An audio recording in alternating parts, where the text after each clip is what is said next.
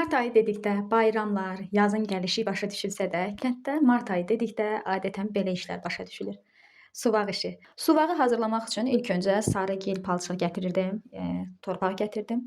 Onu suyla qarışdırdım. Bir də ona apilka ovuntusu qataraq bu formada suvaq halına gətirdim. Sonra isə təndirin üstünü sulamağa başladım. Biz bunu ildə bir və ya 2 dəfə edirik. Həm təndiri səliqəli göstərir, həm də onun tez sökülüb dağılmasının qarşısını alır. Kənddə yaşayırmısınızsa ya da kəndə qonaq gəlmisinizsə, yəqin ki, mütləq belə bir işlərlə rastlaşmısınız. Düzdür, çətin işlər olsa da, ən sonundakı o təmizlik nəyə desəz dəyər.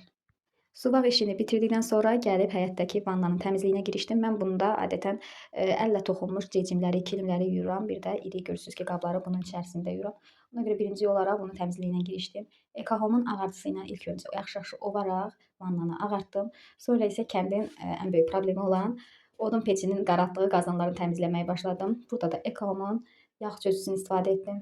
Nəticə göz qabağındadır. Mənim 1 saata ovub təmizləyəcəyim qazanı demək olar ki, 10-15 dəqiqəyə təmizləyib ortalığa çıxartdı. Bir də onu qeyd edim ki, əgər belə qazanlara, yəni yağ çözücü istifadə edirsinizsə, çalışın biraz qazanı isidin, onda yağ çözücü daha rahat aktivləşərək daha təmizləyəcək. Mən bu üsuldan istifadə edərək onu daha da keyfiyyətli etdim və daha da işə yarayan oldu. Məhsullar həm çox keyfiyyətli, həm də qiymət olaraq çox uyğundur. Bu məhsulları istənilən 1 manatlıq mağazalardan əldə edə bilərsiniz. Bugünlük vloqum da bu qədər. Ümid edirəm sizə maraqlı oldu.